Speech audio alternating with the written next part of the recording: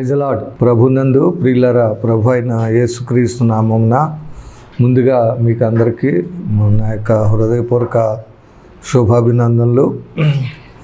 మరి దేవుడు తన మహాకృపలో మనల్ని అందరిని కూడా ఎంతగానో కాచి కాపాడి మరలా ఈరోజు ఈ యొక్క టీవీ కార్యక్రమం ద్వారా దేవుని యొక్క వాక్యాన్ని అందించే కృపను దేవుడు నాకు ఇచ్చిన దాన్ని బట్టి ముందుగా దేవునికి వందనాలు చెల్లిస్తున్నాను. అలాగే మీరు కూడా ప్రార్థిస్తూ అనేక విధాలుగా సహకారం చేస్తూ ఆదరిస్తున్న దాన్ని బట్టి కూడా మీకు కూడా హృదయపూర్వక వందనాలు తెలియజేస్తున్నాను. మరి ఇంకనూ ఈ యొక్క కార్యక్రమాలు దైవికంగా అనేకులకు మేలుకరంగా దేవునికి మహిమకరంగా జరిగేటట్లు ఈ టీవీ పరిచర్ను దేవుడు ఆశీర్వదించినట్లు అభివృద్ధిలో తీసుకొచ్చినట్లు మీరు అందరూ ప్రార్థన చేయవలసిందిగా ప్రభుపేట కోరుతూ ఉన్నాను. దేవుడు మిమ్మల్ని దీవించి ఆశీర్వదించును గాక. మరి ఈరోజు దేవుడు మనకిచ్చే వాక్య భాగాన్ని మనం చదువుకుందాం.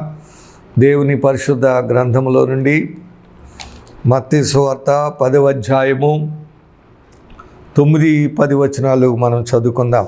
11వ వచనం చదువుకుందాం. 10-11. మరియు మీరు ఏ పట్టణములోనైనను గ్రామంలోనైనను ప్రవేశించినప్పుడు అందులో ఎవడు యోగ్యుడో విచారణ చేసి అక్కడ నుండి వెళ్ళి వరకు అతని ఇంటనే బస చేయుడి. ఆ ఇంటిలో ప్రవేశించుచు ఇంటి వారికి శుభమని చెప్పుడి. ఆ ఇల్లు యోగ్యమైనదైతే మీ సమాధానము దాని మీదకు వచ్చును. అది అయోగ్యమైనదైతే మీ సమాధానం మీకు తిరిగి వచ్చును. ఎవడైనను మిమ్మల్ని చేర్చుకొనక మీ మాటలు వినకుండిన ఎడల మీరు ఆ ఇంటినైనను ఆ పట్టణంనైనను విడిచిపోనప్పుడు మీ పాదధూళి దులిపివేడి. విమర్శ దినమందు ఆ పట్టణపు గతి కంటే సొదొమ గొమొర్రా ప్రదేశముల గతి ఓర్వదగినదై ఉండునని మీతో నిశ్చయముగా చెప్పుచున్నాను. దేవుడి ఈ పరిశుద్ధ వచనం దీవించి ఆశీర్వదించును గాక. మరి ఇక్కడ మనం ప్రభు అయిన యేసు తన యొక్క శిష్యులను 12 మంది శిష్యులను ఏర్పరచుకొని వారిని పిలిచి సేవకు పిలిచి వారికి అధికారం ఇచ్చి మరి ఆత్మీయ స్థితి శక్తినిచ్చి మీరు వెళ్ళి ఆయా గ్రామాలకు లేక పట్టణాలకు వెళ్ళి సువార్తను ప్రకటించమని ఆయన 12 మంది శిష్యులను లేక అపోస్తలులను ఆయన పంపించడం జరిగింది. పంపించడం వారికి ఇచ్చిన వారిని ఉట్టిగానే పంపించలేదు, కానీ వారికి అధికారం ఇచ్చారు. వారిని పిలవడమే కాదు, వారికి అధికారం ఇచ్చారు. 10వ వచనం నుండి అపవిత్రాత్మలను వెళ్ళగొట్టుటకును ప్రతి విధమైన రోగమును ప్రతి విధమైన వ్యాధిని స్వస్థపరచుటకును వారికి అధికారం ఇచ్చాడు. హల్లెలూయా. ఊరికనే దేవుడు తన పనివాణ్ణి పిలిచి ఊరికనే ఉంచడం, ఊరికనే ఏదో కబుర్లు చెప్పి కాలక్షేపం చేసుకోరా బాబు అని అలాగా కాలక్షేపానికి ఉంచేవాడు కాదు. ఆయన ఒక మోటివ్ అనేది ఒక సేవకుడిని లేక అపోస్తలుని లేకపోతే దైవజనుని దేవుడు పిలిచినప్పుడు ఆయన తన సేవలో వాడుకొని ఆ సేవకుని ద్వారా అనేక ఆత్మలు రక్షణలోకి రావాలని ఉద్దేశించే దేవుడు సేవకుడిని ఏర్పరచుకుంటాడు. ఒక ప్రాంతానికి పంపిస్తూ ఉంటాడు. కాబట్టి సేవకులకి ముఖ్యంగా మనం నేర్చుకోవాల్సింది పిలుపు ఉండాలి. స్వస్థపరిచే వరము అనేది ముఖ్యంగా దెయ్యాలు వెళ్ళగొట్టడం, రోగులు స్వస్థపడటం ఇలాంటివి అనేవి ఈ కార్యక్రమాలు సేవలో జరిగినప్పుడే అనేకులు మరి ప్రభువుని తెలుసుకొని రక్షణ పొందడానికి అవకాశం ఉంటుంది. కాబట్టి 12 మందిని ఆయన పిలిచాడు, వారికి అధికారం ఇచ్చారు. మీరు వెళ్ళి పట్టణాల్లోని గ్రామాల్లోనికి వెళ్ళి సువార్తను ప్రకటన చేయమని ఆయన ప్రకటించినట్లు మనం చూస్తున్నాం. ఆయన 6-7 వచనాలు మనం చూస్తే అప్పటి రోజుల్లో ఇశ్రాయేలు వంశములోని నశించిన గొర్రెల యొద్దకే వెళ్ళుడి. అంటే అప్పుడు ఈ యొక్క సువార్త లిమిటెడ్గా ఉండేది. ఓన్లీ ఇశ్రాయేలు యొద్దకే వెళ్ళమని చెప్పాడు. అక్కడ నశించిన గొర్రెల వద్దకే వెళ్ళుడి. ఇశ్రాయేలు వంశములోనే సువార్త ముందు ప్రకటించబడింది. ఇంచుమించుగా పేతురు అపోస్తలుల కాలం వరకు కూడా ఇశ్రాయేలీల దగ్గరే సంఘము అపోస్తులు చర్చిలు, మరి పేతురు గారి సేవ, ఇలాగా అపోస్తులు కూడా యెరూషలేములోనే వాడబడ్డారు. అయితే అప్పుడు దాన్ని విడ్త్ అంటే ఆ యొక్క సువార్త వ్యాపకం అనేది అక్కడతోటే జరిగింది. కానీ మరి ప్రభువు తిరిగి లేచిన తర్వాత ఇది మొత్తం సర్వలోకానికి వెళ్ళినట్లు, అన్యజనులకు కూడా వెళ్ళినట్లుగా మనం చూస్తున్నాం. అదే మరి మార్కు 16:15 మనం చదివినట్లయితే చూడండి, 16 అధ్యాయం 15 వచనం, మీరు సర్వలోకమునకు వెళ్ళి సర్వ సృష్టికి సువార్తను ప్రకటించుడి. అక్కడైతే కేవలం నశించిన, అంటే ఇశ్రాయేలులో నశించిన గొర్రె వద్దకి వెళ్ళుడు, కానీ ఇక్కడైతే సర్వలోకమునకు వెళ్ళి సర్వ సృష్టికి సువార్త ప్రకటించండి. అందుకనే అపోస్తుల కార్యంలో పేతురు గారు యూదుడు ఉండి అక్కడ యెరూషలేములోనే సేవ చేసేవాడు, అన్యజనులకు వెళ్ళేవారు కాదు. అపోస్తులు పౌలుని అయితే దేవుడు అన్యజనులకి అపోస్తులుగా ఎన్నుకొని అన్య జాతులు వారిని అందరికి సువార్త వాళ్ళందరూ రక్షించారు. పేతురయ్య గారికి ఒక కొర్నేలు ఇంటి దగ్గరికి వెళ్ళినప్పుడే దేవుడు ఆయనకు ఒక ప్రత్యేక దర్శనం ఇచ్చి మరి కొర్నేలు ఇంటికి పంపించినట్లు మనం చూస్తున్నాం. లేకపోతే ఆయన కొర్నేలు ఇంటికి వెళ్ళడు, వారు అన్యజాతులు వారిగా అన్యజాతి ప్రజలుగా ఉన్నారు కనుక వారింటికి వెళ్ళడని దేవుడు ముందుగానే ఆయనకి దర్శనం ఇచ్చి ఒక గుణపాఠం నేర్పి, ఆ లోపల కొర్నేలు ఇంటి వారు వచ్చినప్పుడు ఇంకా అతనికి అర్థం చేసుకుని మరి ఇంకేమీ దేవుడు పక్షపాతి కాడని చెప్పి అనుకుని వెంటనే వారు కూడా వెళ్ళి అక్కడ ప్రసంగం కూడా చేశారు. దేవుడు పక్షపాతి కాడని నిజముగా నేను తెలుసుకున్నాను, యేసుక్రీస్తు అందరికీ ప్రభు అన్నాడు. కేవలం ఇశ్రాయేలు ప్రజలకే కాదు యేసుక్రీస్తు ప్రభు, దేవుడు ఆయన మొత్తం యేసుక్రీస్తు అందరికీ ప్రభు, రక్షకుడు యేసుక్రీస్తు అందరికీ ప్రభు. హల్లెలూయా. కాబట్టి ఇది ఆ విధంగా మరి ఈ సువార్త వ్యాపం జరుగుతుంది. కానీ ఇక్కడ మనం 10వ అధ్యాయంలో మనం చూసినప్పుడు లిమిటెడ్గా ఉందంటే ఇశ్రాయేల్ ప్రజల దగ్గరికే వెళ్ళమని చెప్పారు. సో ఇప్పుడైతే అంత అబ్రాడ్ మొత్తం వరల్డ్ వైడ్గా సువార్త ప్రకటించడం జరుగుతూ ఉంది. ఇప్పుడు ఏం చెప్పాలి? వెళ్ళుచు ఏం చేయాలి? ప్రకటించవలసింది ఏంటంటే, వెళ్ళుచు పరలోక రాజ్యము సమీపించున్నదని ప్రకటించుడి. సరే, మొట్టమొదటగా ఏం ప్రకటన చేయాలన్నారు? పరలోక రాజ్యము సమీపించున్నదని ప్రకటించుడి. మారు మనసు గురించి, తర్వాత పరలోకము గురించి ప్రకటన చేయటం అనేది మనం సువార్తలో ప్రాముఖ్యమైన భాగంగా మనం చూస్తున్నాం. అర్థమైందండి? ముందు ఇది మనం ఈ పరలోక రాజ్యం గురించి మొట్టమొదట పరలోక రాజ్యం సమీపించున్నదని ప్రకటించుడి.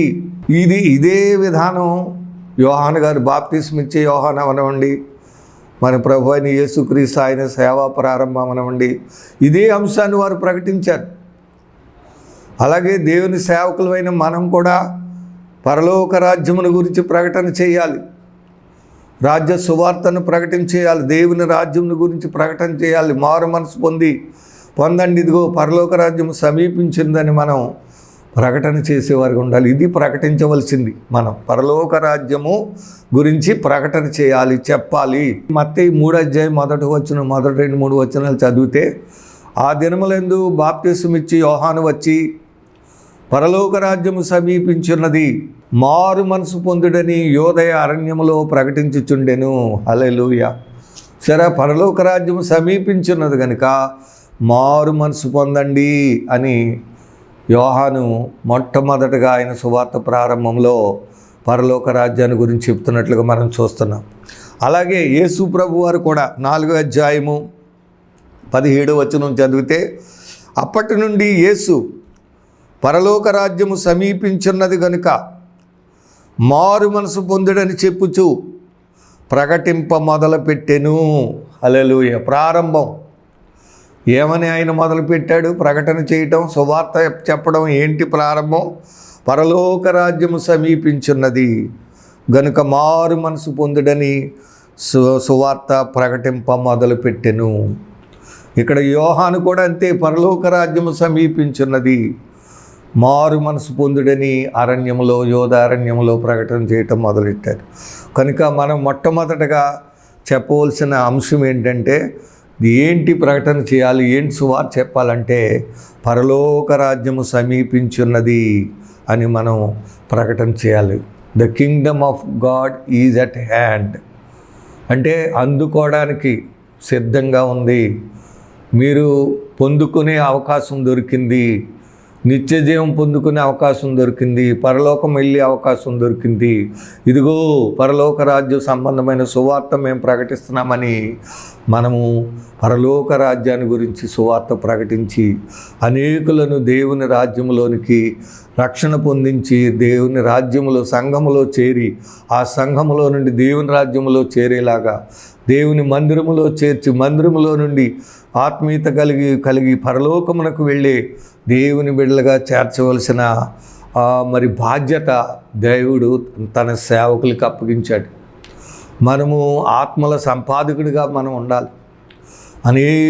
అనేక ఆత్మలను దేవుని కొరకు సంపాదించేవారుగా ఉండాలి. అర్థమైందండి? మనల్ని దేవుడు ఏదో లోక సంబంధమైన ఇల్లు, అంతస్తులు, ఆస్తులు, ధనము, ధాన్యాలు, బంగారం, వెండి సంపాదించుకోవడానికి దేవుడు మనల్ని పిలవలేదు. కానీ దేవుని రాజ్యంలోనికి అనేకులను రక్షణలోనికి నడిపించి దేవుని రాజ్యంలోనికి చేరుకునేలాగా మనం సువార్త ప్రకటించాలని దేవుడు తన దాసులను ఏర్పరచుకున్నాడు. హల్లెలూయా. అంతేకాదు, ఆయనకు ముందే చెప్పాను కదా అధికారం ఇచ్చారని. ఏంటి ఆ అధికారం ద్వారా ఏం చేయాలి అని అంటే వీళ్ళు చూడండి, పరలోక రాజ్యం సమీపించునని ప్రకటించుడి, రోగులను స్వస్థపరచుడి. దేవుడిచ్చిన అధికారం ఇక్కడ మొదట చూడండి, ప్రతి విధమైన రోగమును 1:10 వచనాల్లో ప్రతి విధమైన వ్యాధిని స్వస్థపరచుటకు వారికి అధికారం ఇచ్చారు. కాబట్టి ఇక్కడ రోగులను స్వస్థపరచుడి. సరే, సో రోగాలు హీలింగ్ అనేది కావాలి ప్రజలకి. అంటే ప్రభువుని ఏ విధంగా ఇప్పుడు పరలోక రాజ్యం సమీపించిందని చెప్తున్నాం మనం. మరి దానికి దేవుని రాజ్యం మనకు అనుగ్రహించబడుతుందంటే ఏదో రకంగా ప్రజలు ఆ రాజ్యంలో చేరుకోవాలంటే వారు ఏదో ఒక మేలు పొందుకోవాలి. పొందుకుంటే కానీ దేవుని వైపు తిరగరు. ఒట్టిగా ఏదో మామూలుగా నమ్మేసి ప్రభు దగ్గర రమ్మంటే అది కొంచెం అసాధ్యంగా ఉంటుంది. కానీ ఇక్కడ అందుకనే ఏం చేసినాడంటే ప్రజలు పూర్తిగా అంటే దేవుని వైపు తిరగాలంటే ఏం జరగాలి? స్వస్థతలు జరగాలి. అంటే కేవలం స్వస్థపరిచే వరం అనేది ఉంది. అపోస్తుల కార్యములు మనం కొరింథీ పత్రులు చదువుతాం. కానీ అది అందరికీ, అంటే అందరికంటే తన సేవకు పిలిచిన ఇక్కడ 12 మందికి ఇచ్చారు. అక్కడ అపోస్తుల కార్యములు మనం చేస్తే మరి పేతురు గారికి ఆ వరం ఇచ్చారు. అలాగే కొర్నేలి కాదు, స్టీఫెన్కి కూడా ఆ వరం ఉంది. ఫిలిప్కి అనేక సూచక్రియలు మహత్కార్యాలు చేశారు. అలాగే పౌలు గారిని దేవుడు వాడుకున్నప్పుడు అనేక మంది స్వస్థతలు, చేతి గుడ్డలు, చేతి రుమాళ్ళు తగిలిన వాళ్ళు స్వస్థత పొందారు. రోగులు, దెయ్యాలు వెళ్ళిపోయి. అలాగే పేతురు గారు వస్తుంటే చాలాసార్లు చెప్పాను మీకు, ఆయన నీడ తగిలిన వారందరూ కూడా స్వస్థత పొందారు. ఇంత విస్తృతంగా సేవ అక్కడ అపోస్తుల కాలంలో కార్యాల ద్వారా జరిగాయి. అటువంటి ఆత్మీయతను ప్రభు ఇస్తాడండి తన సేవకుడికి. మనం కూడా సమాజంలో నిలబడి వాక్యాన్ని బోధిస్తున్నప్పుడు అనేకులు స్వస్థతలు పొందేలాగా ఉండాలి. అటువంటి పరిశుద్ధాత్మ శక్తిని కలిగి, ఆ వరములు కలిగి, అధికారమును కలిగి మనం సువార్తను ప్రకటిస్తున్నప్పుడు అనేకులు ప్రభు వైపు తిరిగి అనేక ఆత్మల రక్షణ పొందడానికి సంఘములో మారుమనసు పొంది బాప్తిస్మంలో చేరి పరలోక రాజ్యమునకు సిద్ధపడే గొప్ప అవకాశం కలిగి ఉంటారు. కాబట్టి మొట్టమొదట అంటే మనం స్వస్థతలు అనేవి ఇక్కడ వచ్చే రోగులను స్వస్థపరచుడి, చనిపోయిన వారిని లేపుడి. ఇప్పుడు మనం ఇది గమనించుకోవాలంటే మనం చేయలేకపోతున్నామని ఇక్కడ లేవని అర్థం కాదు. మరి పూర్వం మనకున్న అనుభవాన్ని బట్టి, మనకున్న విన్న సాక్ష్యాలు బట్టి అనేక మంది సేవకులు చనిపోయిన వారిని కూడా పైకి లేవటం మనం లేపినట్టు చూస్తున్నాం. యేసు ప్రభు తన సేవలో రోగులను స్వస్థపరచడమే కాదు, చనిపోయిన వారిని కూడా లేపారు కదా. యాయీరు కుమార్తెను లేపారు కదా. అలాగే విధవరాలు కుమారుణ్ణి లేపాడు కదా. లాజర్ని లేపారు కదా. అలాగే అపోస్తలులు కూడా మరి తబితాని మరి పేతురు గారు లేపినట్లుగా మనం చూస్తున్నాం. ఇలా చనిపోయిన వారిని లేవడం అనేది కూడా అటువంటి శక్తి దైవజనులకి ఉంటుంది కూడా. లేపుతారు కూడా. అటువంటి ఆ అధికారం అనేది దేవుడు తన సేవకులకి ఇస్తా ఉన్నాడు. కాబట్టి చనిపోయిన వెళ్ళి కుష్ఠరోగులను శుద్ధులుగా చేయడి, దెయ్యములను వెళ్ళగొట్టడి. ఈ రోగులు బాగుపడటం ముఖ్యంగా అంటే చనిపోయిన వారిని లేపటం ఎలాగొన్నా, తర్వాత కుష్ఠరోగులను శుద్ధులుగా చేయటం అనే రోగాలని కుష్ఠరోగం కూడా శుద్ధి అయిపోయింది. కాబట్టి ముఖ్యంగా 2 అనుభవాలు మనం ఒకటి రోగులు బాగుపడటం చూడాలి, దెయ్యాలు వెళ్ళిపోవటం చూడాలి. ఈ రోగులు బాగుపడటంలో కుష్ఠరోగులు కూడా శుద్ధులు అవ్వచ్చు. అది కూడా ఒక రోగమే కాబట్టి దాన్ని కూడా బాగు చేయొచ్చు. కాబట్టి రోగాల నుండి స్వస్థత అనేది ప్రజలకి జరగాలి, దెయ్యాలు పట్టుకున్న వారికి విడుదల అవ్వాలి. అప్పుడే వారు మారు మనసు పొంది బాప్తిసం రక్షణ పొంది దేవుని సంఘంలో చేరతారు. తర్వాత పరిశుద్ధాత్మ అనుభవం కూడా పొందుకోవాలి. నూతన జన్మ అనుభవం ఉంది, ఆత్మతో నింపబడటం కూడా ఉంది. శక్తిని పరిశుద్ధాత్మ శక్తిని పొందుకోవాలి, బలం పొందుకోవాలి. ప్రజలు చక్కటి ఆత్మీయత కలిగి ఉంటే దేవుని రాజ్యములకు వెళ్ళటానికి అవకాశం ఉంటుంది. కాబట్టి రోగులను స్వస్థపరచుడి, చనిపోయిన వారు లేపుడి, దెయ్యములను కుష్ఠరోగులు శుద్ధులుగా, దెయ్యములను ఉచితముగా పొందితిరి, ఉచితముగా ఇయ్యుడి. హల్లెలూయా. నిజంగా ఈ మాట చాలా గొప్పదండి. ఉచితంగా దేవుడు ఇవన్నీ తన సేవకులకి ఉచితంగానే ఇచ్చాడు. ఆ వరాలన్నీ ఉచితంగానే. అలాగే మనం కూడా ఉచితంగానే ఇవ్వాలి తప్ప ఎవరి దగ్గర డబ్బులు తీసుకోవడం, లేకపోతే దానికి ఖరీదు కట్టడం, ఏదో వస్తువులాగా దానికి ఎంత ఖరీదు అయితే ఇంత, 10,000 కడితే నీకు ఇంత, 5,000 కడితే ఇంత అని, లేకపోతే కూటానికి రావాలంటే 10,000 ఇవ్వాలి, 25,000 ఇవ్వాలి, లేకపోతే 50,000 ఇవ్వాలి, 1,00,000 ఇవ్వాలని ఖరీదు కడుతున్నారు.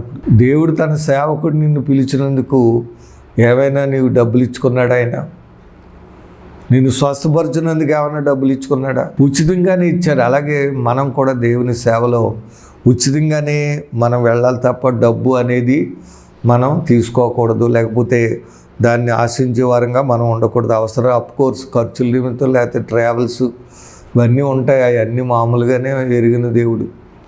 సో అవన్నీ కూడా ఇస్తాడు. దాని గురించి కూడా చెప్పాడు.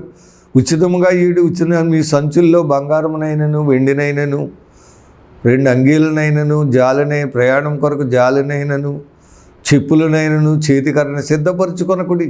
సరే, అంటే పనివాడు మళ్ళీ ఇంకా చూడండి, పనివాడు తన ఆహారమునకు పాత్రుడు కాడా? దేవుడు పని చేసేటప్పుడు మనకి ఆహారం కావాలని, వస్త్రాలు కావాలని, చెప్పులు కావాలని, సంచి కావాలి, సైకిల్ కావాలి, మోటార్ సైకిల్ కావాలి, కారు కావాలి. అంటే సేవా పరిచర్యలో అభివృద్ధి చెందే కొద్దిగా ఎన్నో కావాల్సి వస్తాయి.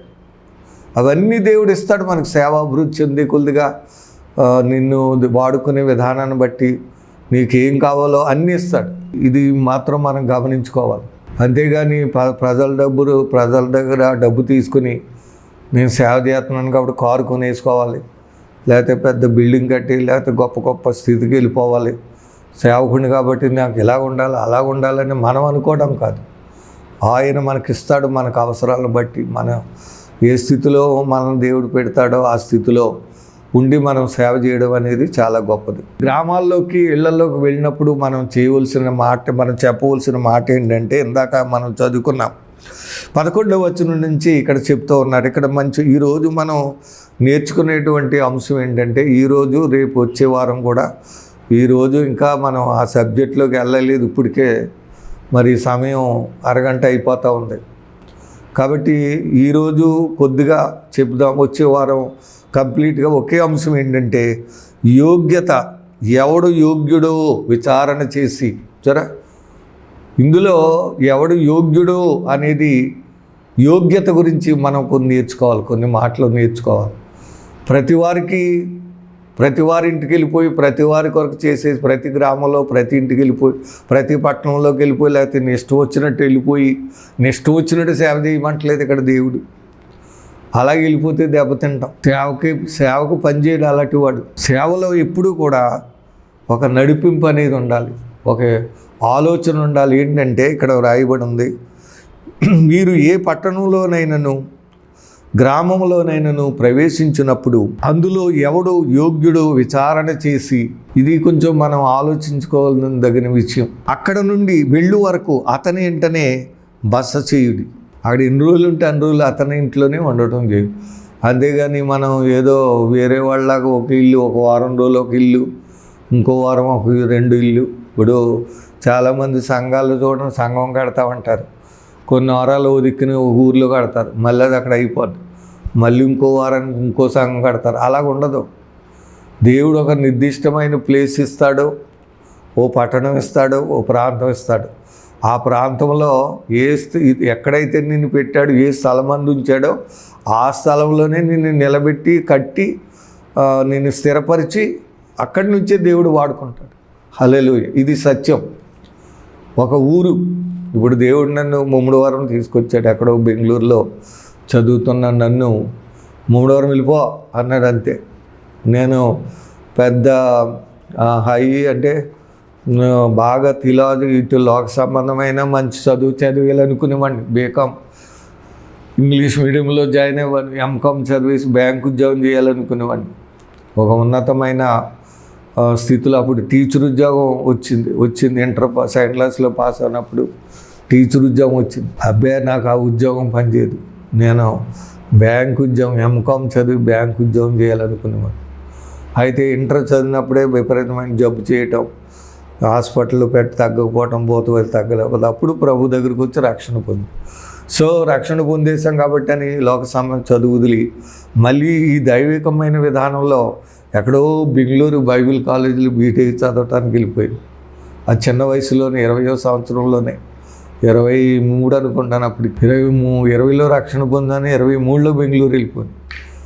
బెంగళూరు వెళ్ళిపోయి అక్కడి నుంచి ఇంకా అలాగా మళ్ళీ ఏదో ఉన్నత దేశాలకి ప్రాంతాలకు వెళ్ళిపోయి అక్కడ చేయాలి, ఇక్కడ వెళ్ళిపోవాలి. ఇంకా అక్కడికి అప్పుడు నాకు నిర్దిష్టం ఏమీ లేదు, ఒక పట్టణం ప్రాంతం అనేది ఏమి లేదు. ఎక్కడో బెంగళూరులోనే సంఘం ఎవరో ఒక ఆయన ప్రభుదానంగా మీ వైట్ ఫీల్డ్లో మా యొక్క చర్చి ఇచ్చేస్తారు, నేను ఫేబారెడ్డిలోకి వెళ్ళిపోతాను, నువ్వు ఈ చర్చ్ చూసుకుంది కానీ అన్నారు.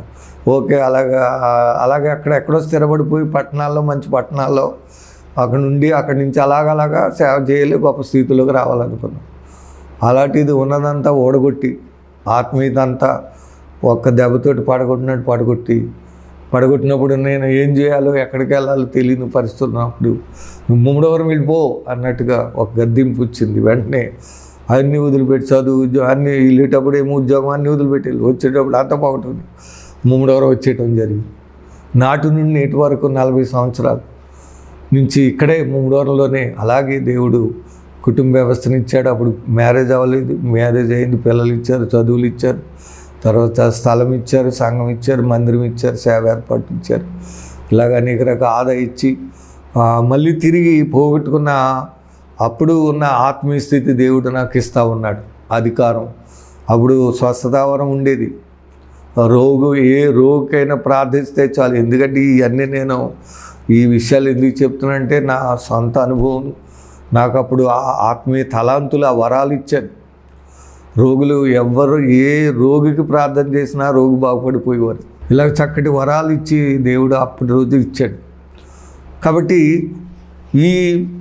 మనం ఒక నిర్దిష్టమైన అంటే మన ఇష్టం వచ్చినట్టుగా ఏదో ఆ ప్రాంతం ఈ ప్రాంతం అని మనం వెళ్ళిపోవటం కాదు, కానీ ఎవరు యోగ్యుడో అనేది విచారణ చేసి అక్కడి నుండి వెళ్ళే వరకు అతనేంటనే అంటే ఒక ప్లేస్, సర్టెన్ ప్లేస్ అనేది, ఒక ఇల్లు అనేది లేక ప్లేస్ అనేది దేవుడు మనకిస్తాడో అక్కడే ఉండి బస చేయాలి, అక్కడే ఉండి సువార్త ప్రకటించాలి.